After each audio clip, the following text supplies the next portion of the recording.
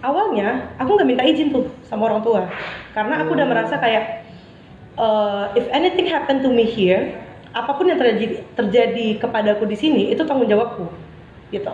Dan aku tidak merasa orang tuaku perlu tahu. Kayak udah jadi tanggung jawab sendiri ya. Kalau aku bikin masalah di sini, ya selesaikan sendiri, gitu.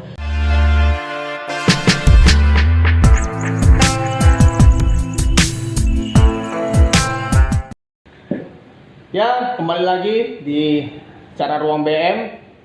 Kali ini di Ruang BM kita akan berbicara tentang perempuan, tentang dunia gerakan.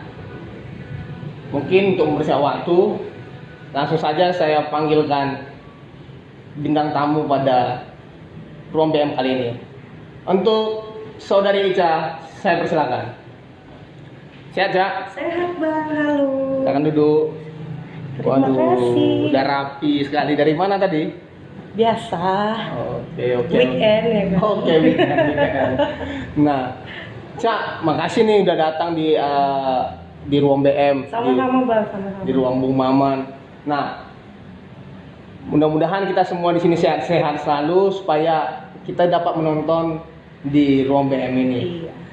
Nah, kali ini, Cak, abang pengen nanya-nanya nih sama Ica. Ica kan ya, salah satu orang perempuan yang abang kenal nih di kota Medan, perempuan yang cukup aktif dalam berbagai kegiatan nih. Jadi kali ini tim memilih Ica nih untuk sebagai narasumber berbicara tentang perempuan, dunia organisasi dan dunia pergerakan perempuan.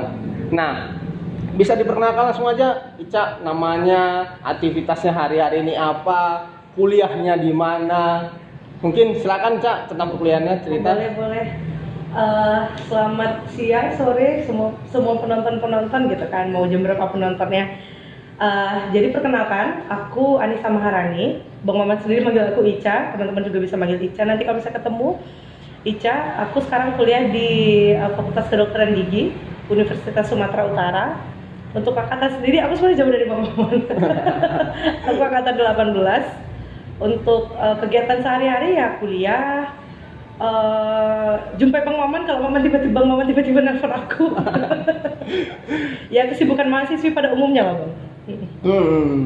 Nah, Ica ini kan abang kenal kan sebagai perempuan yang aktif lah dalam beberapa perdiskusian atau kegiatan yang terutama di kalangan mahasiswa di kota Medan maupun kurasa kalau abang bilang di kalangan nasional bisa saja, ya kan? Karena ada abang tahu Ica ikut aktif kegiatan-kegiatan di lingkup internasional juga kan kayak gitu. Mungkin bisa bercerita, Cak, apa sih aktivitas di perkuliahan sebagai ini mahasiswi nih kan? Biasanya kan perempuan nih agak rada jarang kan gitu, apalagi kota Medan sampai malam nih bercerita tentang gimana sih tentang Indonesia kan gitu, gimana sih tentang masyarakat. Karena Ruang BM ini bercerita banyak tentang ya aku, kamu, kita semua bicara untuk Indonesia gitu. Jadi Ica gimana sih kira-kira untuk bagi waktu antara kuliah dan aktivitas-aktivitas ini? Wah, cukup panjang ya kalau aku cerita pengalamanku dulu dari awal gitu. Secara sekarang aku udah di Medan itu kurang lebih udah 3,5 tahun gitu. Tapi ini nggak gimmick kan, Bang? Enggak. Oh, nggak gimmick ya? Bisa diminum, okay. minum, Cak. Thank you nih, tim kreatifnya keren. Oke. Aku pertama kali memijakkan kaki di kota Medan itu berpikiran bahwa saya kota Medan itu wah orangnya keras nih. Aku mungkin udah aku diem aja di sini gitu. Ternyata enggak gitu. Teman-teman di sini cukup open minded untuk menerima pandangan-pandangan baru gitu ya kan, Bang. Jadi awal mulanya aku aktif itu di organisasi tingkat fakultas dulu, di tingkat FKG gitu. Setelah dari sana aku kenal banyak orang, aku ketemu orang-orang barulah aku memberanikan diri untuk cukup aktif di organisasi tingkat kampus, tingkat USU gitu kan. Di samping itu aku juga aktif sekarang di salah satu organisasi eksternal kalau bahasa mahasiswanya gitu ya kan, Bang. Iya. Ini aku sama Bang Maman juga. Beliau juga orang yang cukup berpengalaman, dan aku pribadi juga sering minta arahan lah istilahnya gitu kan, tukar cerita sama Bang Maman. Tukar cerita loh, iya, tukar cerita dan pandangan baru dari Bang Maman sendiri gitu, karena memang Bang Maman itu domisilinya sekarang di Bogor, aku di Medan gitu. Dan ya kami cukup bertukar cerita lah ya Bang, tentang bagaimana kondisi di Bogor, bagaimana kondisi di sini juga gitu. Di samping itu sebagai mahasiswa FKG, aku juga cukup aktif dulunya di organisasi namanya IMPM. IMPM itu adalah suatu UKM Bang, di USU, Ikatan Mahasiswa Peduli Masyarakat. Oh. Ya, jadi di situ kami turun ke masyarakat, memberikan penyuluhan. Dalam 1 kali setahun itu ada namanya PM Akbar, Pengabdian Masyarakat Akbar. Untuk teman-teman IMPM mungkin yang menonton ini, kalian keren. Iya. Walaupun sekarang aku sudah tidak di situ lagi, tapi aku salut dengan IMPM sendiri. Tapi kalau yang terbaru, aku alhamdulillah lolos di salah satu MUN. Mungkin beberapa penonton juga paham gitu, MUN itu Model United Nation. Model United Nation. Iya, Model United Nation itu ada di banyak negara. Indonesia salah satunya, ada di Thailand, ada di Tokyo, ada di Malaysia juga gitu. Dan aku lolos yang di Bali untuk tahun depan gitu. Baru minggu lalu aku dinyatakan lolos. Selamat ya. Makin bangga nih saya mengundang Ruang BM kehadiran mahasiswa yang berprestasi juga. Gak juga. lanjut Cak. Itu gimana sih bisa sampai seperti itu? Banyak nih kan Ica aktif sebagai perempuan yang bukan asal Medan, merantau ke kota Medan kan gitu ya. Iya. Dari daerah asal, mungkin cerita daerah asal mana datang ke sini, beraktivitas, tahu kuliahnya kan di FKG, kita tahu bersama lah kuliah di Fakultas Kedokteran Gigi itu kan sibuk kan gitu. Banyak waktu yang terkuras gitu untuk banyak praktikum, banyak pendalaman teori di dalamnya. Itu gimana sih memaintennya itu baru sampai bisa aktif di organisasi internal, eksternal kan gitu, baru aktif juga untuk organisasi tingkat internasional dari tadi Ica menjabarkan. Mungkin bisa ditanggapi Ica? Sebenarnya kalau berarti dia manajemen waktu gitu ya. Kalau menurutku time management itu bukan tentang semuanya harus bisa kita lakukan, enggak gitu. Tapi tetap bagaimana kita menentukan prioritasnya sih Bang, kalau aku gitu. Di jam ini apa yang perlu aku prioritaskan? Kalau misalnya kemarin sebelum pandemi itu memang bisa dibilang sangat hektik gitu, sangat melelahkan. Tapi melelahkan yang senang gitu, karena memang passion kita di situ gitu kan. Dari pagi itu sampai sore aku fokus di FKG. Intinya fokus sih sebenarnya gitu. Mau kita mengerjakan 1 atau 2 hal dalam satu waktu dan satu tempat yang sama, ya intinya fokus tadi gitu. Dari pagi sampai sore aku di FKG. Nanti sore sampai sekitar jam 6 atau jam 7 itu waktu untuk diriku sendiri gitu. Kan itu perlu juga gitu, memprioritaskan diri sendiri. Aku catch up lagi, aku review lagi apa yang aku kerjakan hari ini dan apa yang aku kerjakan malamnya. Malamnya baru habis maghrib gitu, kira-kira jam 7 sampai jam 10 sampai jam 11 aku bersosialisasi lah istilahnya gitu, bertemu dengan teman-teman organisasi, jika ada rapat, jika ada agenda, berdiskusi gitu. Nah paginya mulai lagi tuh, terkadang memang tidak bisa dipungkiri sih, ada dengan semua kesibukan itu memang harus ada yang dikorbankan. Aku rasa Bang juga seperti itu gitu. Kita sama-sama mengorbankan waktu tidur gitu. Iya, memang harus ada trade off lah. Iya. Dari banyaknya aktivitas itu memang trade off-nya itu ya memang jam tidur, karena kalau trade off kita pilih itu jam kuliah, nanti kita keteteran di kuliah. Seperti pengalaman Abang sedikit yang keteteran di kuliah, tapi aku sedikit bangga sih lihat anak muda hari ini, khusus jumpa sama Ica, bagus dalam time management tadi itu. Yang dikorbankannya itu kan adalah waktu tidur gitu. Produktif, pagi produktif, siang produktif, malam produktif. Makanya ya salut lah gitu. Nah, mungkin bisa bercerita Cak, gimana biar ini kan kawan perempuan lainnya kan pengen nih sebenarnya kayak Ica, cuman mereka ada takut-takutnya gitu. Ada takut gitu kan, ini banyak laki-laki di Ica cerita-cerita kan gitu. Ya gimana ya kan gitu. Kalau Ica mandangnya gimana? Kalau aku secara pribadi gitu, jadi ngomongnya sebagai perempuan sekarang. Memang tidak bisa dipungkiri sih teman-teman, buat yang nonton juga yang perempuan-perempuan, memang tidak bisa dipungkiri kalau misalnya di dunia organisasi ataupun di dunia politik, let's say misalnya itu politik kampus atau politik di luar kampus gitu kan, memang kuantitas perempuan itu memang lebih kecil gitu angkanya gitu kan Bang. Cuman kan itu tidak jadi halangan juga buat kita perempuan gitu, oh di luar itu banyak laki-laki gitu. Menurutku itu hanya mindset aja gitu. Kalau pengalaman aku pribadi, sebelum aku memutuskan untuk bisa aktif ke ruang lingkup yang lebih besar, dan aku tahu di situ memang secara kuantitas laki-laki lebih banyak, prinsip dulu yang dikuatkan, gitu. Komitmen dulu. Aku keluar ngapain? Aku duduk di sini ngapain? Gitu. Mau itu cuma satu-satunya aku perempuan di situ, tapi kalau misalnya aku yakin, aku tujuanku ke sini A, setelah tujuan ini selesai, setelah misalnya ada suatu diskusi atau suatu pembahasan, ketika ini selesai aku cabut gitu. Aku pulang, melakukan kegiatan yang lain gitu. Jadi benar-benar nggak ada waktu yang terbuang sia-sia, nggak ada energi yang terbuang sia-sia. Dan kalau masalah perempuannya sendiri, ya itu tadi sih Bang, komitmen gitu. Nah gini Cak, mungkin satu lagi nih, karena kan sekarang udah mahasiswi ya gitu.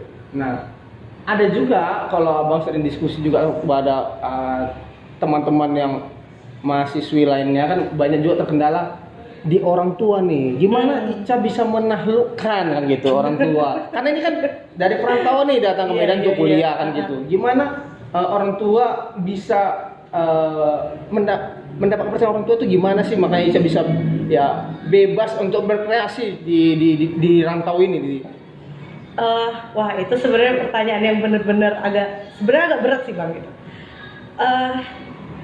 Jujur aku dulu sebelum jadi seorang mahasiswi 12 tahun aku sekolah formal sampai SMA, aku tuh bener-bener anak-anak yang kutu buku gitu loh.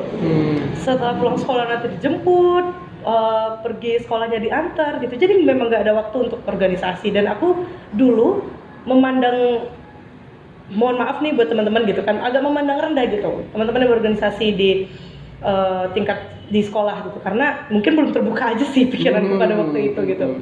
Cuman ini contoh yang salah sebetulnya gitu, karena ketika aku nyampe di Medan agak tergerak gitu kan, ini kayaknya nggak bener nih gitu. Masuk organisasi, awalnya aku nggak minta izin tuh sama orang tua, karena aku udah merasa kayak if anything happen to me here, apapun yang terjadi kepadaku di sini itu tanggung jawabku gitu. Dan aku tidak merasa orang tuaku perlu tahu. Kayak udah jadi tanggung jawab sendiri ya, kalau aku bikin masalah di sini ya selesaikan sendiri gitu. Jadi mulai berorganisasi, mulai ikut ya zaman-zaman, kalau abang pun dulu kurasa juga ngerasa gitu, demonstrasi, aksi di mana-mana gitu. Mulai aktif di pergerakan yang seperti itu juga, aktif di gerakan feminisme. Aku bahkan nggak minta izin sama orang tua gitu. Cuman yang anehnya dari orang tuaku, ketika sudah melihat hasil dari apa yang aku kerjakan, itu baru aku diapresiasi gitu. Oh, jadi melihat dia apresiasi gitu ya? Iya. Sebenarnya ini hak kali kedua sih di hidupku gitu kan. Kali pertama dulu itu ketika aku aktif di dunia debat. Dulu aku dilarang mati-matian untuk latihan debat, pergi lomba debat gitu segala macam gitu. Aku dilarang gitu. Tapi ketika aku udah buat piala nih pulang gitu, baru kayak diapresiasi, wah keren gitu, selamat gitu. Menunjukkan nih. Iya, jadi larangan itu ya ibarat memacu kita. Enggak lo Ma, enggak lo Pak. Kalau aku bisa kan gitu, bukan yang salah yang melakukan ini. Gitu lah mungkin. Iya. Cuman ya yang penting diingat sih gitu, karena sebenarnya salah juga gitu ngelawan. Aku nggak tahu ini bisa didefinisikan melawan orang tua atau enggak gitu, tapi kan istilahnya minta izin atau nggak ngomong gitu kan. Gimana ketika melakukan hal-hal yang seperti itu yang nggak diizinkan sama orang tua, kita harus yakin dulu apa yang kita kerjakan ini benar atau enggak sih gitu. Tapi kalau misalnya kita yakin hal yang kita lakukan itu memang benar gitu, ya do the max gitu, do the best gitu, lakukanlah yang terbaik sampai ketika ada sesuatu yang bisa kita banggakan, kayak pasti akan ada gitu, pasti kita dibolehin jalannya lebih mulus lagi gitu, karena udah ada restu dari orang tua gitu. Jadi kalau misalnya masalah orang tua kan, bagaimana kita dibesarkan di lingkungan keluarga itu kan beda-beda tuh Bang caranya gitu. Ada orang tua yang cukup keras, ada orang tua yang memang dari awal itu sudah membebaskan anaknya untuk berekspresi, ada orang tua yang memberikan wadah untuk anaknya masing-masing gitu, benar-benar terbuka gitu kan memang beda-beda tipikal parentingnya setiap keluarga gitu. Nah kalau misalnya aku ya seperti itu gitu cara beradaptasinya, mungkin teman-teman yang lain bisa lakukan hal yang berbeda gitu. Oke, ini masalah cara, Ica menanggapi satu permasalahan dan menyelesaikan permasalahan itu untuk menggapai cita-cita lah Iya. gitu ya. Nah, Cak, ini kalau pandangan kawan-kawan di kampus Ica nih ya, di fakultas Ica terhadap Ica yang aktif di eksternal kan gitu. Abang kan dulu alumni USU juga, tahu lah beberapa aktivitas anak-anak FKG kan gitu kan. Dari pagi sampai malam pun abang tahu pasti sangat-sangat sibuk kan gitu, apalagi udah mulai semester tinggi itu nanti. Nah, dan dosen itu ya kan, gimana sih memandang Ica gitu. Nah, teman-teman kampus di fakultas sama dosen-dosen gimana sih melihat ya gimana sih seorang Ica gitu. Oke, jadi kalau masalah ke kampusnya nih ya kan Bang, memang agak apa ya, awalnya mungkin bisa dibilang teman-temanku itu memandang aku tuh cukup liar gitu. Cukup liar. Pulang selesai kampus, aku nggak ngumpul tuh sama teman-teman FKG gitu, karena kebanyakan teman-teman nanti ngajak, ada yang ngajak nongkrong, ada yang ngajak jalan-jalan, ada yang ngajak ke mall gitu. Kalau menurutku pribadi, di usiaku yang sekarang ini bukan waktunya untuk seneng-seneng loh gitu. Di usiaku yang sekarang ini, fokus aja dulu ke self development. Mau itu meningkatkan atau mengembangkan diri secara pribadi sendiri atau dengan bergabung dengan suatu wadah gitu kan, itu tergantung kita masing-masing. Memang teman-temanku awalnya sampai banyak sih yang nanya, Ica kok ngapain sih kuliah di FKG gitu? Pindah jurusan aja lah gitu, ke politik kayak, ke hukum kayak, atau ke sastra Inggris kayak gitu. Banyak yang bilang kayak gitu juga, cuman ya let's say ada juga beberapa bisa dibilang haters gitu. Iya. Ada tuh yang ngomong kayak gitu, si Ica ini gini segala macam gitu. Aku bukannya nggak tahu gitu, tahu, cuman ya udahlah gitu, karena kayak kalau jahat-jahatnya mikirnya kayak ya udah nanti lihat aja deh gitu hasil akhirnya gimana gitu. Kalau masalah dosen, kalau dosen di FKG mungkin beda sih Bang sama dosen di pertanian. Iya, gimana? Kalau dosen di rumpun-rumpun kesehatan itu memang tipikal yang agak sedikit tidak mau tahu gitu, cuek dengan kehidupan mahasiswanya selain kehidupan akademik gitu kan. Jadi ya mau aku berorganisasi sesibuk apapun, mau aku punya kegiatan sehektik apapun, selagi akademikku masih bagus ya dosen mah aman-aman aja gitu. Oh, jadi pandangan dari dosen itu ya penting akademikmu nggak kelewati ya nggak masalah sama aku kan gitu. Nah, tapi di kawan-kawan di fakultas mikir Ica ini apa sih, ngapain aja sih ya, kan memang, gitu kan gitu.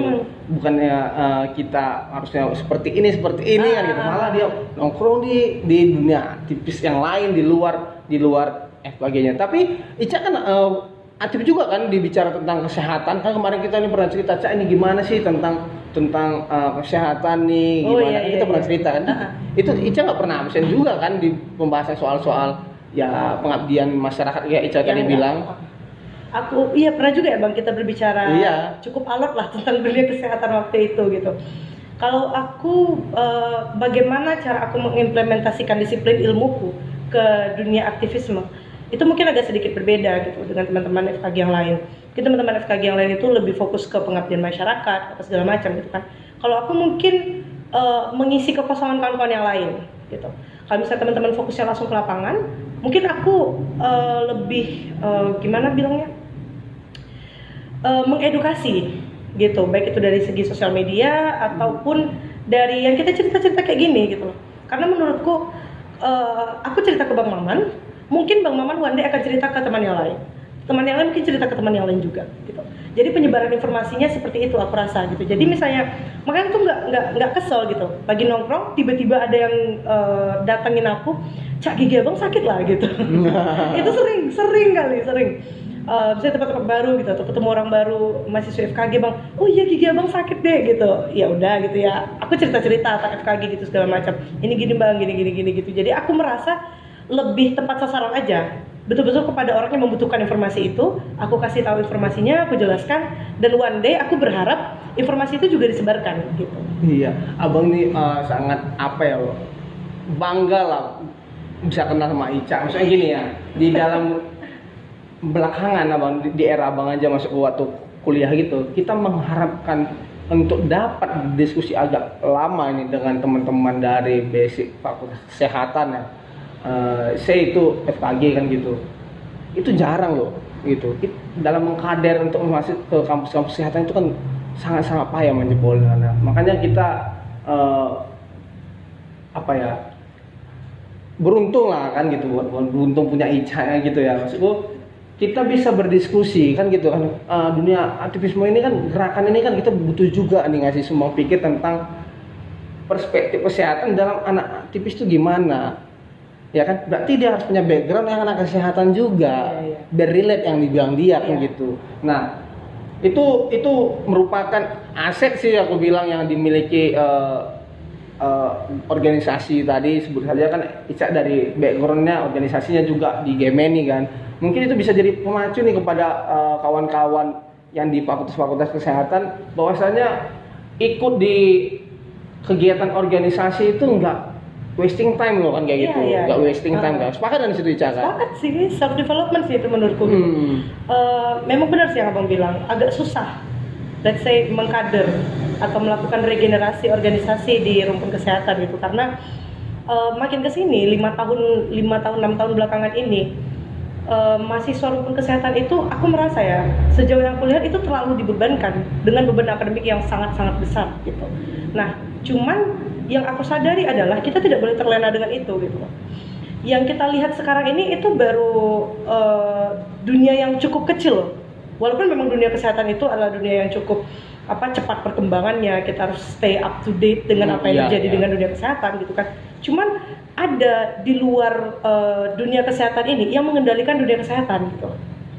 Ada dunia mengendalikan di luar dunia kesehatan. Iya, ada gitu. Dan pelan-pelan aku coba memberikan message itulah kepada teman-teman di FKG gitu kan. Aku juga sama sekali sejauh ini aku nggak pernah bang kayak ngajak mereka masuk organisasi tertentu gitu. Let's say misalnya aku sekarang Gemini, ayo sini masuk Gemini sama aku gitu. Aku jarang sekali, bahkan bisa dibilang nggak pernah ngomong kayak gitu. Yang aku tekankan pertama kali adalah kalian perlu sadar dulu dengan lingkungan sekitar gitu. Mulai dari kelas aja deh, atau mulai dari fakultas aja gitu. Ketika kalian melihat ada sesuatu yang nggak beres gitu, kenapa kalian tidak mempertanyakan? Ya kan? Kenapa kalian tidak mempertanyakan? Hal sesimpel toilet misalnya. Ini toilet FKG ini tidak bisa digunakan. Padahal itu salah satu contoh misalnya gitu kan, toilet FKG tidak bisa digunakan. Padahal itu salah satu hak kita loh. Kita bayar loh ke kampus untuk bisa. Ya kalau misalnya tiba-tiba kita kebelet pipis lagi kuliah gimana gitu kan, nggak mungkin balik ke kelas lagi cuma pipis doang ya kan.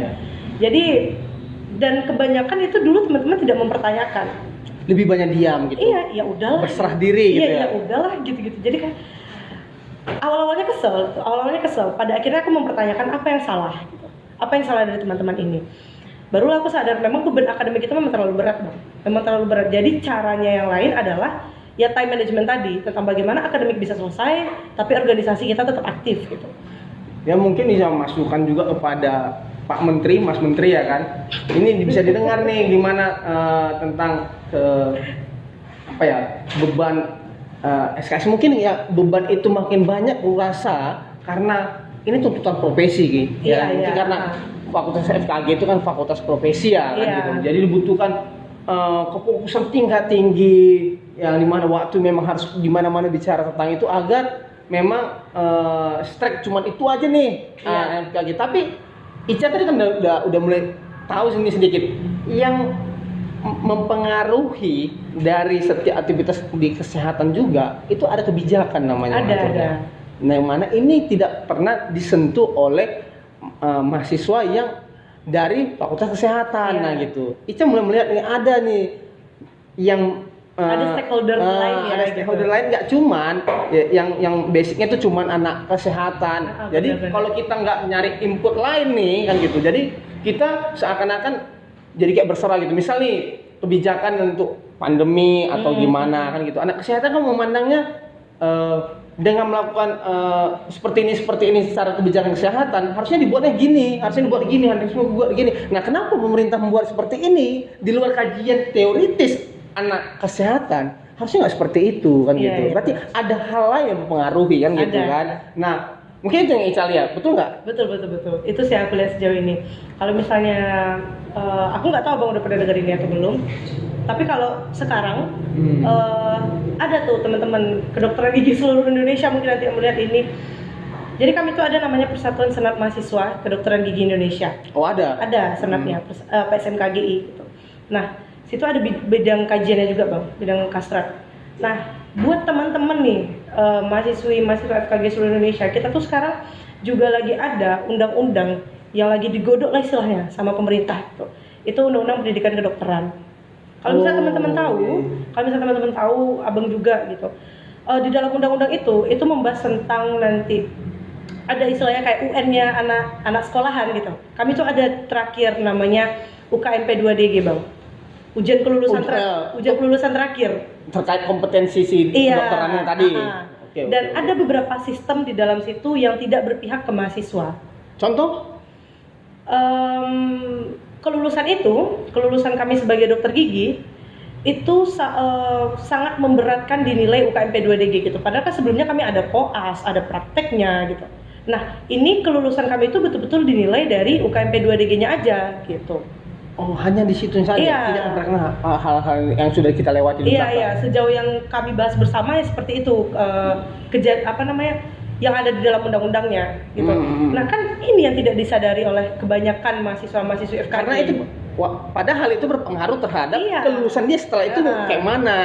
Itu memang awalnya aku merasa maklum sih, wajar gitu. Oh, mungkin ini pembahasannya terlalu besar atau pembahasannya terlalu berat. Iya, karena banyak orang bilang itu terlalu berat kan. Iya, terlalu berat gitu. Segala macam gitu. Aku juga tidak menuntut gitu loh teman-teman untuk bisa ayo bahas ini sama-sama semua. Ya nggak menuntut juga gitu. Karena memang ada orang yang bisa fokus baca undang-undang itu berjam-jam gitu. Ada yang bisa seperti itu, ada yang tidak gitu.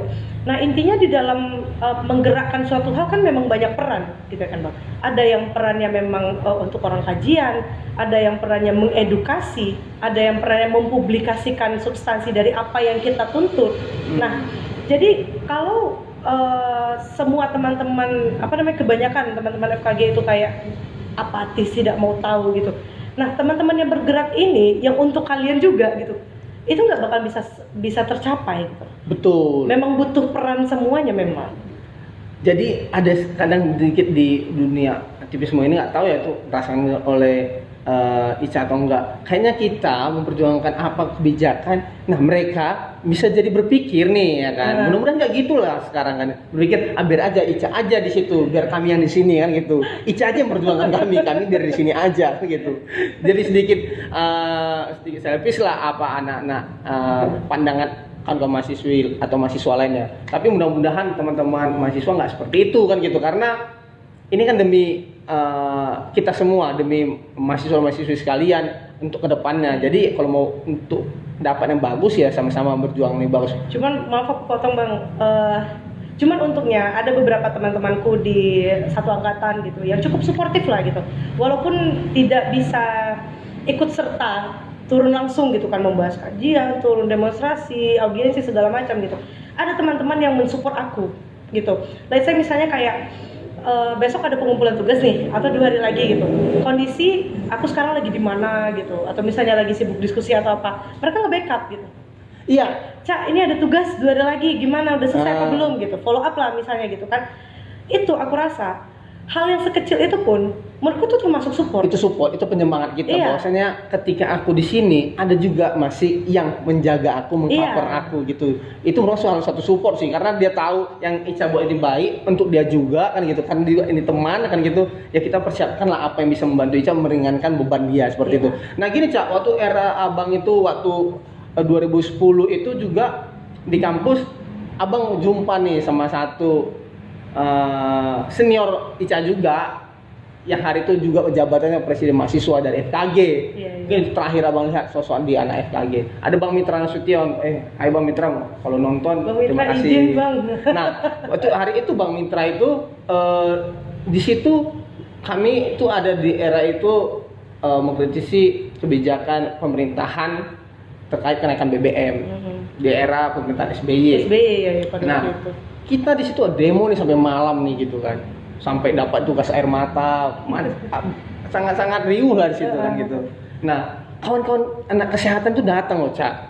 Di situ aku merasakan ada temen juga nih, penyemangat juga sama teman-teman yang di depan nih kan gitu. Bukan karena perempuan-perempuan yang datang ini kan? Bisa dibilang sedikit tentang itu juga kan gitu, karena kita melihat ada teman baru. Poinnya di situ ada teman baru. Gimana teman-teman anak kesehatan di situ, anak FKG, anak FK datang tuh gimana? Mereka walaupun cuma mengambilin air odol ya kan, dan lap basah.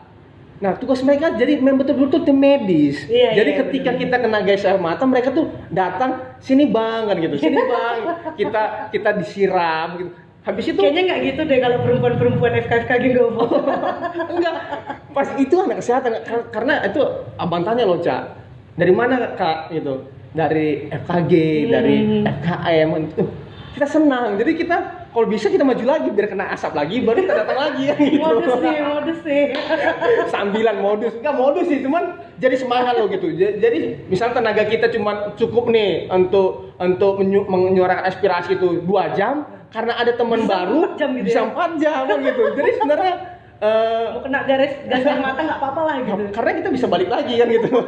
Karena ada teman kita kan gitu, teman kita dari anak kesehatan. Memang ini tugas kami ini untuk menjaga kalian supaya tetap sehat. Iya, Ada tim iya. P3K yang betul-betul kompeten kan gitu kan. Biasa kalau lainnya kan ada tim P3K kan, misal aku juga anak pertanian P3K kan nggak lebih Pertanian padahal gitu ya. nggak lebih expert dibandingkan anak kesehatan kan.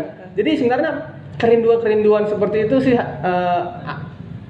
yang momen-momen seperti itu kalau diingat sih enak. Jadi kalau sekarang di rumpun kesehatan ada anak gerakan lagi muncul kayak Ica gitu dan teman-teman lainnya, mungkin ke depan kajian-kajian kritis anak-anak mahasiswa terkhusus di USU atau Sumatera Utara di Medan itu bisa lebih tajam lagi ya kan? Karena gimana ya, di ruang BM ini Cak, kita kan bebas nih cerita kan gitu. Aku kan rindu juga nih karena kan aku lagi balik ke Medan, kawan-kawan teman-teman yang kuliah atau yang aktif di pemerintah mahasiswa atau dimanapun di organisasi internal maupun eksternal di USU itu atau di Kota Medan, kita cerita nih gimana kan gitu. Kan nggak mungkin nih padam nih gerakan di Kota Medan nih kan gitu, khususnya di Kota Medan nih karena kita lagi bicara di Medan, jangan sampai padam. Mungkin nih, kanal ini ya kan, ruang ini kita bisa bercerita, kita bisa bercerita lah, jadi supaya menjaga semangat itu. Iya. Kita sepakat nggak di situ? Sepakat sih, apalagi aku sangat apresiasi sebenarnya gitu dengan Bang Maman yang bisa dibilang sebetulnya di antara aku, Bang Maman dan teman-teman yang lain, Bang Maman itu cukup senior di antara kami semua gitu, Iya, senior gitu kan. Tiba-tiba Bang Maman bikin kanal ini, ngajakin kami semua gitu, aku kayak wah keren nih gitu, karena tidak ada memandang ya mau aku udah umur berapapun gitu, mau udah berapa gitu, ya udah kalau mau berperan, mau ada kontribusi ya udah bikin aja kan gitu ya kan Bang. Tapi aku jujur salut sih Bang gitu, keren banget. Iya, ini bukannya gimana ya, tapi ini mudah-mudahan memantik teman-teman lah. Maksudku, menjaga semangat ini kan perlu kan gitu. Jadi Cak, makasih ya kan, udah banyak tadi perspektif Ica dari perspektif perempuan tentang aktivisme dunia gerakan gitu. Semoga Ica tetap terjaga konsistensinya, terjaga Amin. kesehatannya, akademiknya juga terjaga. Amin, kan gitu. Semoga. Dan semoga teman-teman nih Cak, kasih pesan dong untuk teman-teman penonton bisa. ruang BM maupun untuk mahasiswi maupun mahasiswa supaya ya tetap bersuara gitu. Untuk datang di ruang BM juga bisa gitu. Bisa. Silakan Cak. Promosi ya. Buat teman-teman mau itu FKG atau enggak gitu. Tapi fokusnya mungkin aku sebagai fokusnya ke FKG dulu gitu, karena ada satu orang yang pernah bilang sama aku, percuma namamu besar di luar, percuma orang-orang banyak mengenalmu ketika rumahmu sendiri nggak kau beresin kan gitu, nggak aku beresin gitu. Jadi makanya dalam 1 tahun belakangan ini aku lebih banyak fokus ke FKG gitu, baik itu secara akademik maupun secara organisasinya. Buat teman-teman FKG, pesanku ayolah bareng-bareng gitu. Banyak hal yang perlu kita perhatikan di zaman sekarang gitu, apalagi di zaman pandemi. Aku sangat berharap sekali gitu kan. Aku tidak menyuruh, aku tidak meminta, aku tidak menuntut, tapi aku juga ada di sini gitu. Aku menunggu kalian di sini, aku menanti kalian di sini. Kita bersama-sama kita kawal ini, apapun yang terjadi di masyarakat, kita itu pelayan masyarakat.